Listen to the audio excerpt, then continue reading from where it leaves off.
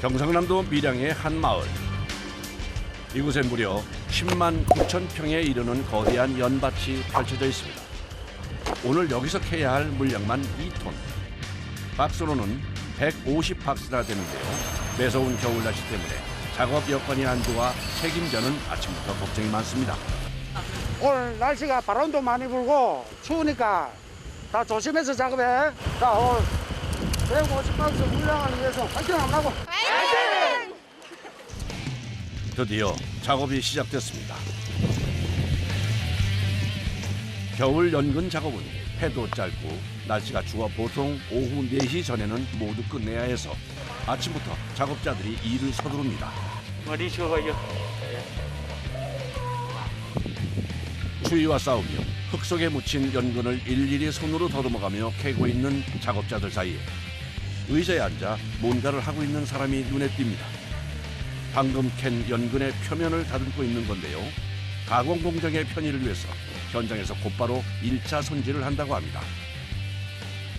겨울처럼 낮 기온이 영하로 내려가면은 저희들이 작업해가지고 연을 포장을 해놔도 연 자체가 얼어버리기 때문에 그런 부분을 조심해서 저희들이 작업을 해야 되는 상황입니다. 사실 연근을 캐는 것은 굴착기 작업부터 시작되는데요. 흙을 걷어내 줘야 연근 채취 작업이 용이해지기 때문입니다. 연근에 보면은 이 자기 촉이 있습니다. 이 촉을 보고서 그 높이를 가늠을 해가지고 포크레인을 긁어주는 겁니다. 안 그러면은 연근이 상처가 다 나버리거든요. 보기엔 쉬워 보여도 작업이 까다로워 노하우가 필요한 일입니다. 다른 밭에서도 굴착기 작업이 한창입니다.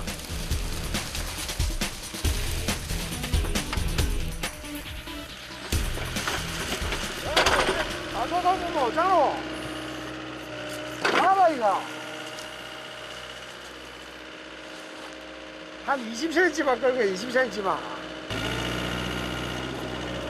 이제 상품을 다 포크레인 바가지로 다 긁어버리기 때문에 저 뭐 써도 못하고로 만들어 버린다. 야, 봐라 이거 지금.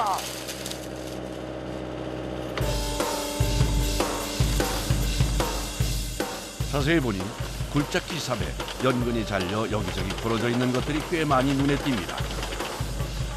이게 써도 못하는 거예요. 이거는 상품으로 하지를 못하니까 바가지로 다 긁어버리기 때문에 이 상품을 만들 수가 없어요. 심기일전에서 다시 조심히 굴착기 작업을 시작해 보는데요. 아, 이게 쉽지 않아 보입니다. 나온다. 다 부러지부터 아이가 연이 그 상품 안 된다 아이가. 그 높이를 조금 높여야지. 흙을 많이 긁으면 연근이 부서지고 또 적게 긁으면 캐는 사람들이 작업하는 게 힘듭니다. 연근이 성장하면서 뻗어나가는 각도라든지 깊이가 다 다르기 때문에 어느 쪽은 깊게 들어가 있고 어떤 쪽은 얕게 들어가 있기 때문에 그걸 이제 평균을 내서 긁어야 되는데 그게 쉽지는 않네요. 굴착기 작업이 끝나고 점점 작업의 속도가 붙습니다. 겨울은 연근 채취 시 참 힘든 점이 많습니다. 일단 토양에 돌이 많아서 곡괭이가 잘 안 들어가고요. 일단 땅이 얼었으니까 그게 힘든 부분. 일단 연근 자체도 밑에 너무 깊숙이 들어있으니까 상처를 주면 상품 자체의 값어치가 조금 떨어지고 최대한 원물 형태로 캐내는 게 중요하죠. 겨울에는 땅이 얼어 잠깐만 방심해도 캐면서 연근이 뚝뚝 잘라지기 때문에 더 신경을 곤두세워야 합니다. 이건 큰 거 아니에요?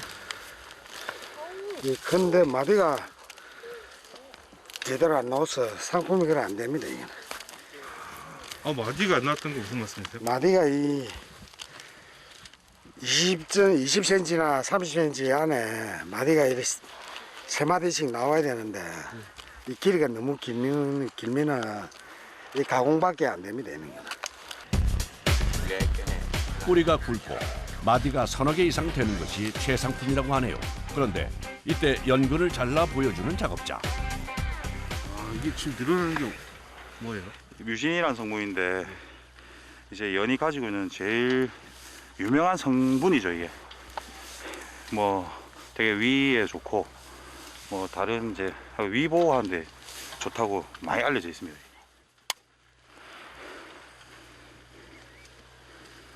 와, 이게 엄청 늘어나는데요?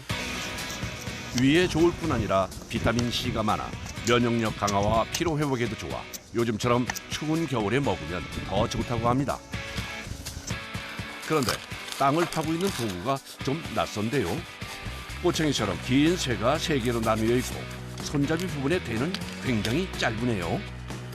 새 가공하는 데다 주문을 해 제작을 해가지고 흙을 가장 잘 뜰 수 있도록 용이하게 이런 도구를 제작을 한 겁니다. 이게. 여기 원래는 길이가 한 이 정도 되는데 원체 이 작업을 많이 하다 보니까 이렇게 짧아진 겁니다. 이게. 아, 원래는 더 길었던 거예요? 새가 저절로 잘란 게 아니고 이게 작업 과정에서 이게 서서히 닳아가서 이만큼 줄은 겁니다. 아, 이거 오래 최소 쓰셨군요. 한 7, 8cm가 줄었다 봐야 됩니다. 이게. 채스랑이라고 부르는데 연근이 걸리지 않고 땅을 파기 용이하게 만든 도구라고 합니다. 아이고 힘들다. 이제 겨울에는 연근 빼기가 힘들고 이제 뭐 가을쯤에는 연근 빼기 전에 사람 먼저 빠져서 그냥 좀 많이 힘듭니다. 그래서 수확하기가. 아이고 정말 쉬운 계절이 없네요. 어느새 연근 박스가 줄지어 서 있는데요. 벌써 저쪽에선 작업이 끝난 박스를 정리하는 것 같습니다. 지금 바람도 너무 많이 불어서 작업 진행도 어렵고 기온이 떨어지다 보니까 연근이 얼어버릴 수가 있어요. 그래서 지금 물량이 다 안 돼도 어쩔 수 없이 지금 오늘 작업 요걸로서 종료를 해야 될 겁니다. 아직 해가 남아있지만 갑자기 날씨가 추워져 아무래도 오늘 작업은 일찍 접어야 할 것 같습니다. 겨울 작업은 참 변수가 많습니다.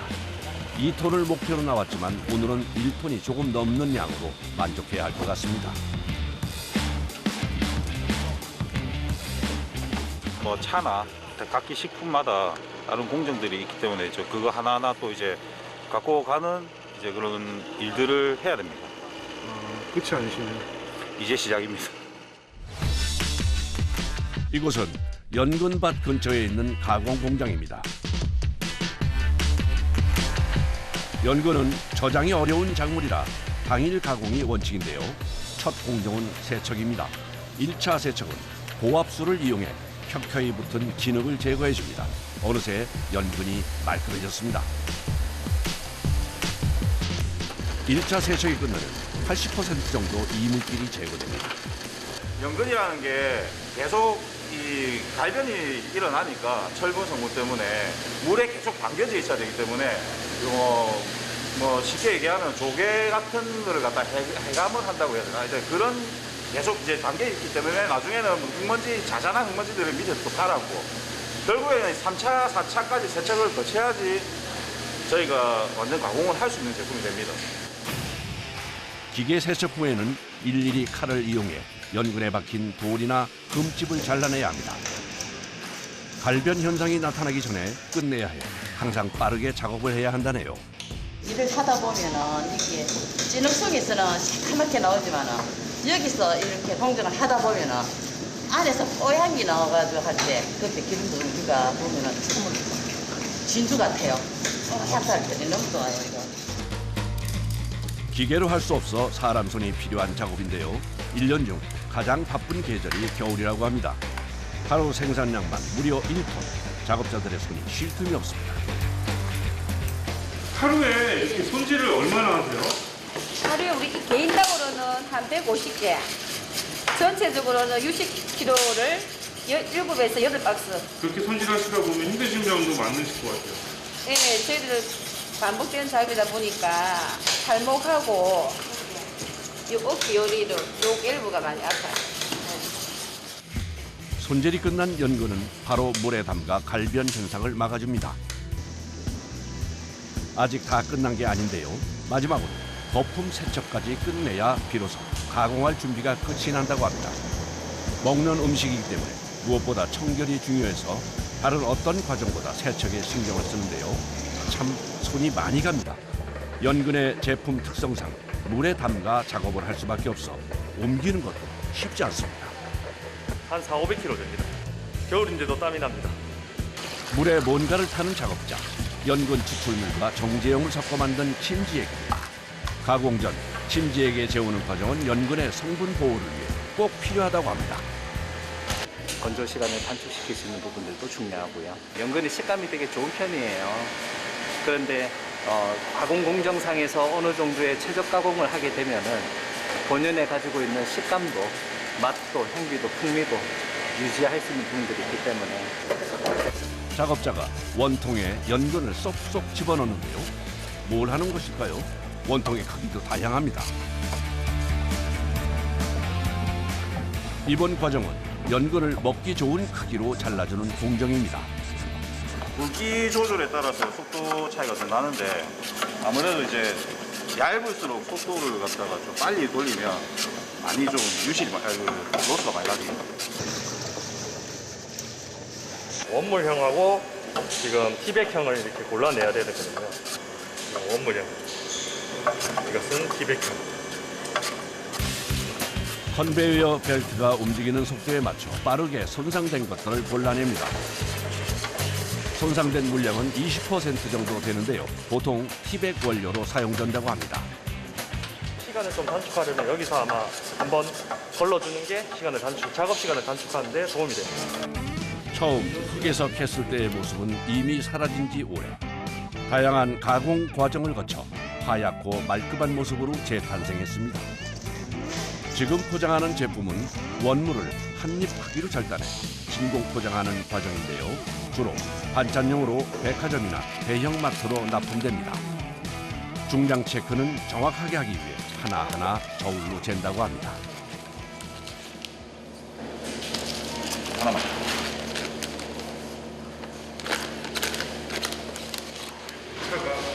이게 이 정도밖에 안 나네요. 예. 저도 신기했어요. 신기하세요. 제가 못하면 다 신기한 거 아닙니까? 거의 달인 수준이라 맞추는데 딱 한두 개씩 빠질 때가 한 번씩 있어요. 포장만 전문으로 하다 보니 거의 한 개 이상의 오차는 나지 않는다고 하네요. 오늘 생산해야 할 물량만 200kg. 작업자의 손이 바빠집니다. 신선들 지금 첫 번째고 이제 요 진공 포장하면 바로 이제 냉장 시설로 옮겨서 그때 이제 출하하게끔 이제 제조하고 있습니다. 이번엔 작업자들이 연근차를 만들 준비를 하고 있습니다. 연근차는 손이 참 많이 가는 제품인데요. 먼저 1차로 증숙을 한 후에 다시 건조를 해줘야 합니다. 이 과정에서 연근을 너무 많이 찌면 상품성이 떨어지기 때문에 80도에서 3분 정도 쪄줘야 맛있는 상태로 가공된다고 하네요. 건조 과정도 까다로운 건 마찬가지인데요. 조금 덜 마르면 수분이 남아서 맛이 떨어지고 또 너무 바싹 마르면 으스러져 상품성이 떨어진다네요. 15도로 14시간에서 16시간을 찌는데 양에 따라 조금 달라집니다. 지금은 양이 조금 적기 때문에 14시간으로 맞춰놨고요. 그러면 내일쯤이면 이제 건조가 다 완료되었을 때 저희가 이제 다시 작업할 수 있게 해서 나올 겁니다. 다음 날 아침 연근 공장을 다시 찾았습니다. 작업자들이 출근하자마자 어제 건조기에 넣어두었던 연근을 꺼냅니다. 하하, 부서진 것 하나 없이 잘 마른 것 같은데요. 이렇게 최고의 상태로 건조하기 위해 기계에 투입하는 연근 양과 온도 등을 여러 번의 시행착오를 거쳐 찾아낸 것이라고 하네요. 건조망에 붙은 연근들은 일일이 사람 손으로 떼어줘야 합니다.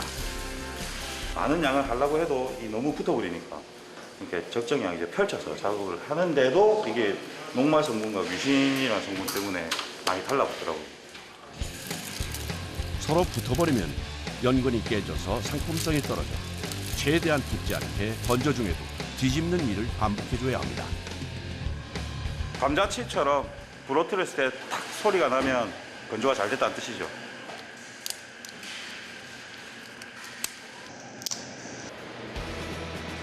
건조까지 마무리되면 마지막 관문이 딱 하나 남는데요. 바로 로스팅 작업입니다.